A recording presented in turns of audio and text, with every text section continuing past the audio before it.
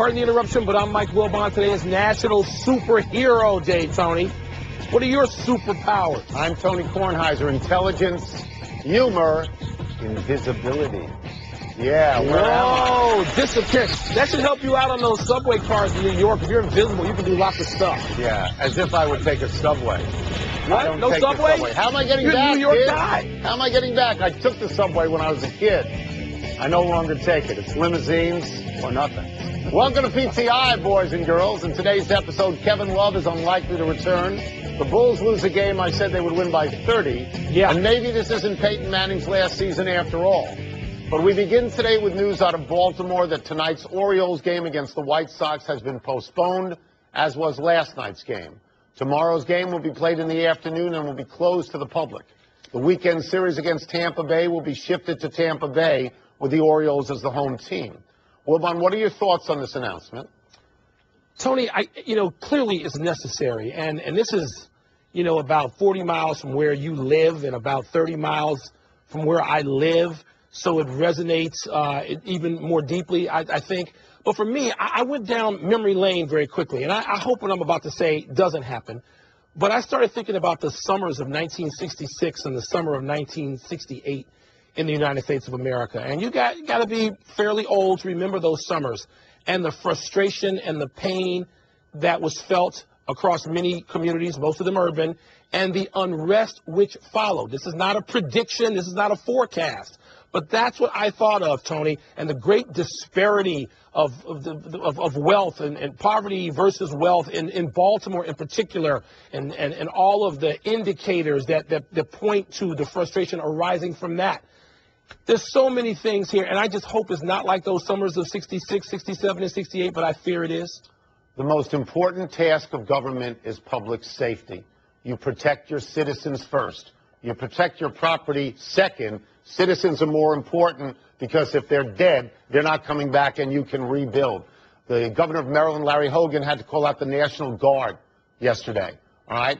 With all those police and all those soldiers trying to protect the citizenry of the state of Maryland, you don't take them and put them in front of a ballpark. You don't. You don't. You can play these games somewhere else. You can play them sometime else. Yep. You protect the public. And so it makes all the sense in the world to me to do exactly what they're doing. I remember being in a stadium in Detroit after a World Series game where we were all kept in there because stuff was going on outside. Yeah. I remember maybe you do being in buses in Boston when stuff was going on after basketball games. You protect the citizens first. Well, That's Tony, what you do. They're moving to do that. And, we don't know where this is going. Nope. We don't know where the unrest goes. We don't know whether it's contained, whether it spreads, whether fears and frustrations mount, and other things. Seems to be better today. Will be affected. It seems to be better today. But you can always replay a game.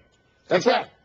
Let's move now to big news from the NBA. The Cavaliers announced today that Kevin Love's dislocated shoulder will almost assuredly keep him out for the rest of the postseason. General Manager David Griffin said, quote, "I don't want there to be any expectation on Kevin that he will be back.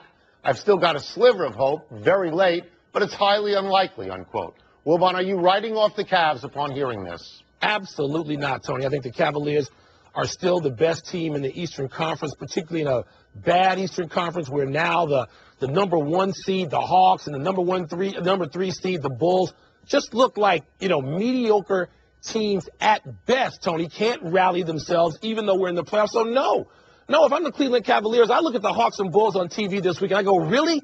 Those two teams are supposed to beat us? There is no chance with you got the best player on the planet and you got Kyrie Irving. Mm-hmm. And we've seen teams with two guys go deep into the playoffs, if not all the way to the championship. So no, not only am I not writing them off, more than ever I think they're the favorite in the East. Last few years we've seen teams with three guys win championships and not two. And you've neglected to talk about how good the teams in the West are. As you well know, the day they got Kevin Love was the day I said they were going to win the championship. So this makes me particularly nervous, even with LeBron James being the best player in basketball. On the court during the playoffs with Kevin Love, Cavs are plus 36. When he sits down, they're plus 1. On the court in the playoffs with Kevin Love, they shoot 49%. When he's off the court, they shoot 37%. On the court with him, 40% from three. Off the court, 22%. He's their best. Tony, he's their best rebounder. He's their best guy on outlet passing. And so they'll get somebody else. He's going to be missed. Tristan Thompson. He will be missed. Tristan Thompson is not as good as Kevin Love. He's as good a rebounder as Kevin Love, a better offensive rebounder, and he's playing closer to the basket because Kevin Love's not playing close to the basket. Kevin Love is a $100 million player as a free agent, and if I were him, and I know you agree with this, I wouldn't come back. I would not. Maybe not. Every ball player in the world says this is a business. You cited, you should treat it as a business. All those numbers you cited are history. That's what has happened. You think LeBron James can't rally this team and be a better power forward than Kevin Love? LeBron James is the best player in the world. They still got him. But now you're going to ask him to be superhuman because he's missing a very important cog. You mean to beat Milwaukee? He'd have to be superhuman to beat Milwaukee? To beat a team in the West, particularly Golden State, he has to be superhuman. Yes, he does.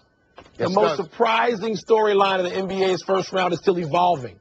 Who in the world figured the Nets and Hawks to be 2-2 after last night's Brooklyn home win? Who in the world had Darren Williams bouncing back from the worst games of his career to lead his team with 35, including 7 3-pointers?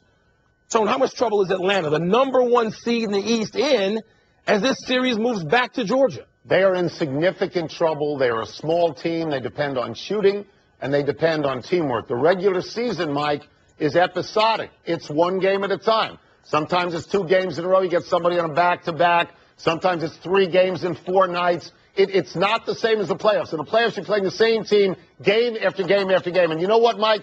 They have coaches, too, and they have film as well. So the longer a series goes in whatever round it goes in, the more trouble the favorite team is in, and that's where Atlanta is. Yes, that's where Atlanta is right now, Tony. And all of a sudden, they look like early in the year, not early, midway through the season, I know I said I was drinking the Atlanta Kool-Aid. I know there were some players around the league that said, put the Kool-Aid down. But nonetheless, Tony, you're right about this. And Atlanta's players talked about it being an advantage, perhaps even a strength, where they didn't know who was going to carry the load in the playoffs. No. It doesn't work that way. You have to know. Yes, the defense knows, but you have to know. Your team has to know who is going to carry you out of certain troubled spots in the playoffs, who's going to set the tone for you. You usually want that player, your best player, to also be a force in the locker room. Atlanta doesn't seem to have that. No. And Brooklyn, Tony, as flawed as they are, they do have veteran players who seem to be able to put together a game here and there and stay in this thing. I'll give you an example of how the playoffs are different than the regular season. Kyle Korver's an all-star. He's a great shooter. He's the best three-point shooter in the land. Shot 49% during the regular season. He's shooting 33% getting beat up during the playoffs. Well, and he missed 3 late last night because the other squad has access to film. And they have coaching. So you look around in the East right now, and the Wizards look like a team that could beat either of those teams now. Absolutely. Right. Fans of the PTI show may remember that one of us on this show said yesterday that the Chicago Bulls would beat the Milwaukee Bucks by 30 points last night. Now, I'm not saying which one of us said that because it's not important to name names. But that person may have been slightly off. The Bulls did not win at all. The Bucks won by 6. Wilbon, temporary setback for the Bulls or something serious? What did you just tell me about the longer a series goes on and the underdog and the favorite? That's right. Same thing applies. The Milwaukee Bucks have outplayed the Chicago Bulls 3 consecutive games. The Bulls won one of those games in double overtime for Game 3 to take the big lead. But Milwaukee outplayed them in Game 4, outplayed them in Game 5 in Chicago. The Bulls did, decrease their absurd number of turnovers. But, Tony, that's a team that does not play with as much energy as the Bucks. They're not as good defensively as the Bucks. Their offense, the Bulls' offense, which is a slow dance, which is an offense from the 1960s, is awful. I think the Bulls are in some trouble. I still think they'll win the series, but nothing about it is going to be easy. The Bucks have a terrible offense, too, and they don't have Pau Gasol, and they don't have Jimmy Butler, and they don't have Joakim Noah, and they don't have Derrick Rose. They got nobody on their team they wouldn't trade for everybody in the Bulls. But so how they won 3? How they been outplayed for 3 straight games? Well, thank you for asking, because the key to this series may be rest. When Derrick Rose in this series operates on 2 days rest, he's scoring 28.5 points a game and shooting 54%. And when he operates on 1 like he did last night, right, he's scoring 14 points and shooting 29.8%. Now, for Game 6, he gets 2 days rest, so you got to think they're going to win, right? Don't you? I think they do. I think they are, Tony. But here's what has to happen. The Bulls, they are so much better in the underdog role and so not nearly as good as favorites. Well, they're not the underdogs. They're not. I know. They're not the underdog. That's why they might be better in some ways against Cleveland. But this ain't Cleveland. In the favorite role, Tony, they're just throwing the ball away. They're shooting the ball with under 5 seconds left on the shot clock all the time. They got issues. They do. They got issues. much better players, and they ought to win. They're not mattering so far. Got an MVP. Let's go to the NFL, where Peyton Manning has stolen some of the thunder from the diaper dandies set to be drafted Thursday by telling the Denver Post that he is, quote, a young 39, close quote, and that he does not expect next season to be his farewell tour. When we last saw P-Man, he was struggling through a quad injury, throwing some wounded ducks, and getting bounced from the playoffs by his old squad, Indy. Tony, who you with right now? Peyton's understandable optimism or somebody known as Father Time? Well, I mean, it's very easy to be optimistic in April because you haven't been hit for months. I watched this story develop and saw the quotes, and I thought, I wonder how much influence Tom Brady, having said he wants to play deep into his 40s, has on Peyton Manning, because whether Brady sees Manning as a rival or not, I suspect, and so do you, that Manning sees Brady as a rival, and he's not going to say, if Tom Brady can keep playing, I'm going to try and keep playing. I will say this. As bad as he looked at times, he had 39 touchdown passes last year, Mike. And of the young guys, only Andrew Luck had more than that. He took his team to a division championship. They were 12-4. And as you said, he was injured at the end. So it makes sense to me. Why would he say, I'm out? Why would he say that? He wouldn't say it. He had too good a season, Tony. Yeah. And, look, I suspect this is fair. I mean, for people sitting on the outside judging, I don't know if many players feel this way. But we're going to judge Tom Brady and Peyton Manning and guys of that ilk, Aaron Rodgers, Drew Brees. We're now going to judge them by what they do in the postseason. Yes. I'm not going to say it doesn't matter what they do, because the regular season in the NFL does matter in ways that the other longer ones do not. But we're going to judge him by postseason and how his body is holding up. What, he's going to go into the playoffs without any quad injury or any sort of knee injury? I agree. Chances are he's going to have something. But I agree. But I also think he's not the kind of guy who's going to announce a retirement and take a farewell tour. I think he'll play a season, and then he'll just announce he's retiring when it's over, I think. Let's no take a rocking break. Chair, huh? I don't think so. No motorcycle? Not like Mariano Rivera. Okay. Coming up, is it better for boxing if Mayweather or Pacquiao wins on Saturday night? And the Spurs and Clippers resume their series tonight right here in Los Angeles. We'll tell you who we would rather see win. I know who I would rather see win. I know who you'd... Geico presents Strange Saving Stories. Astronomers detected an interstellar transmission. It stated, Geico, 15 minutes could save you 15% or more. The implications were staggering. Was the cosmos telling us we could all save hundreds on car insurance with Geico? Or did their radar merely pick up a signal from the nearby Rufus and Clyde's morning show? We may never know. Geico. 15 minutes could save you 15% or more on car insurance. Wilbon's only chance in toss-up is if I don't show up. But here I am, superpower, baby. What's first? Toss-up. Who would you rather see win tonight, the Spurs or the Clippers? I'd rather see the Spurs win. They're the defending champions. They're old Lions. They've built a great organization, a much better organization over the last 15 years than the Clippers have ever built. I mean, I may hate Greg Popovich for holding starters out of games, but I respect the team that he puts out there. I mean, I think they're awfully good, even if America doesn't want to see them. If the Clippers are all that good, even if they lose this game, they come back and win 2 in a row. But history says that in a 2-2 series, Mike, the winner of Game 5 wins the series 82% of the time. That's a lot. Yeah. Tony, I have one agenda here, and I'm here. I'm in Los Angeles now because I'm going to be at that game tonight. And my agenda is I want to see a 7-game series. I just want to see it spread out. It's a great series. It's by far the best series. The first round not been inspired, player competition so far in the NBA playoffs. This series, this is it.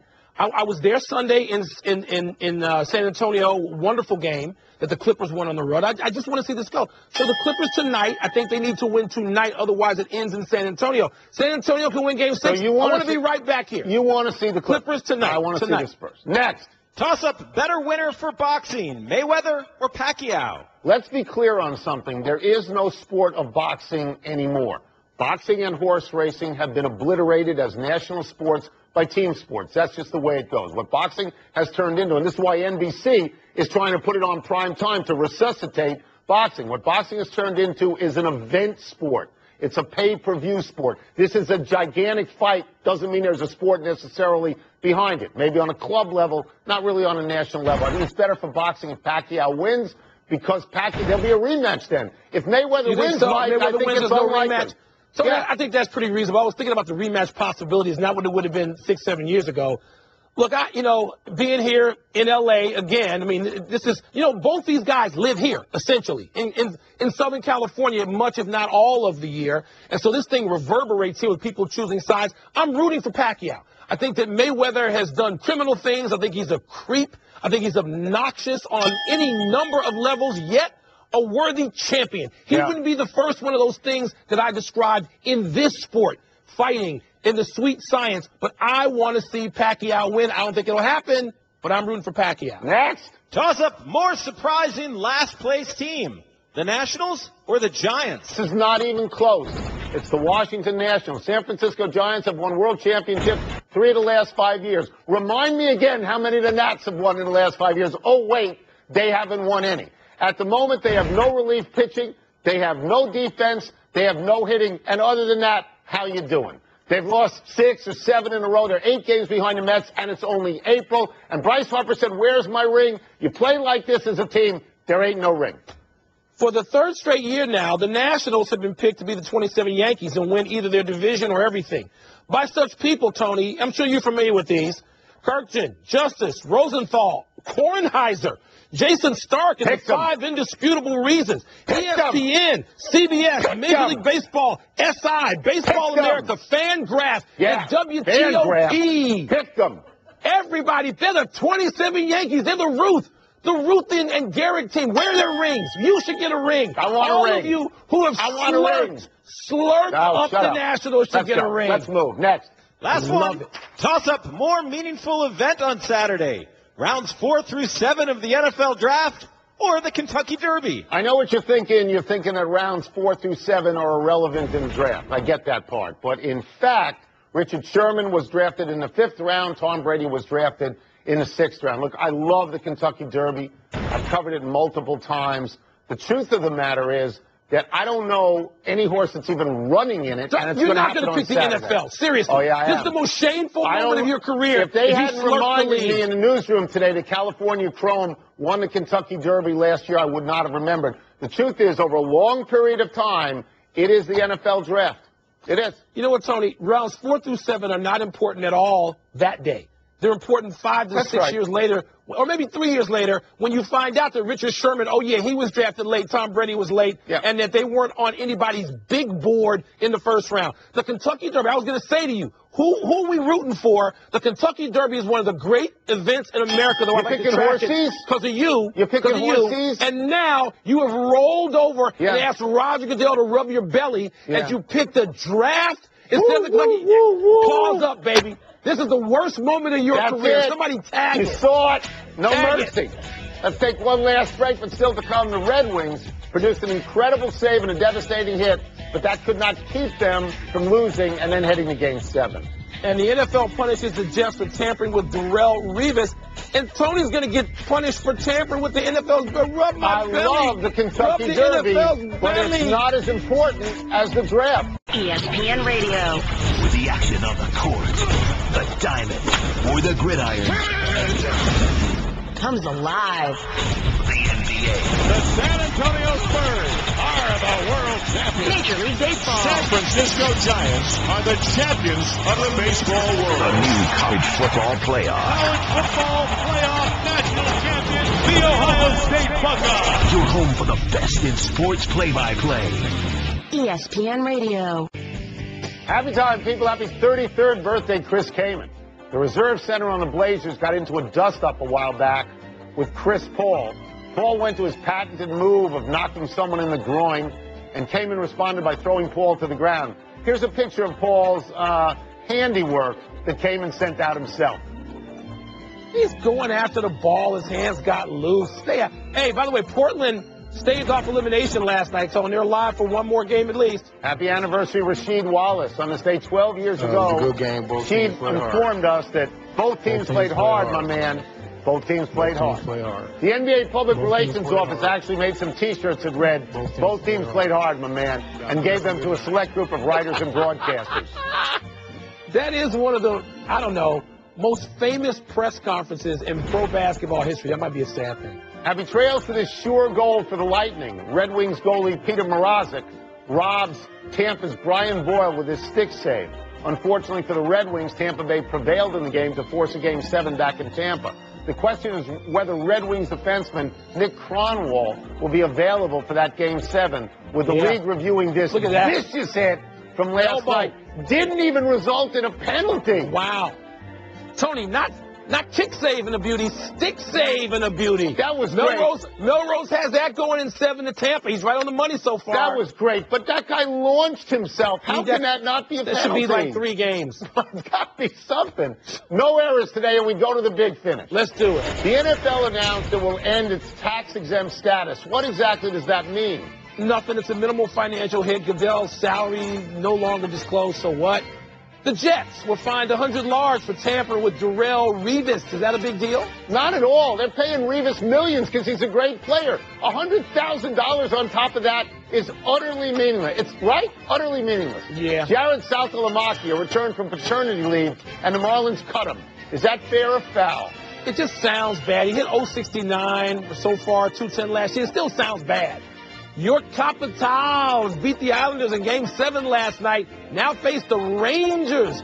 Who you got in that series? You know, the Capitals held the Islanders to like 11 shots like soccer. Nobody would want to shoot. Who do I have? I'm going with Melrose, like you always go with Melrose. What does Melrose say? Melrose picking the Rangers, actually. Okay. Right. Last one, the Mavs are at the Rockets. That's Game 5 tonight. You're Mr. NBA. Will Houston close it out?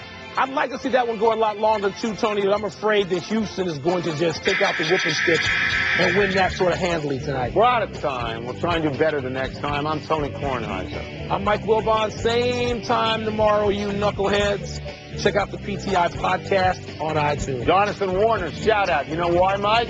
Why? Because he picked the Nets. Everybody else did. Two of baseball's best go head-to-head in interleague action when the Tigers head to St. Louis to face the Cardinals. That one is gone. The pregame at 7 Eastern, first pitch at 8, Sunday on ESPN and ESPN Radio.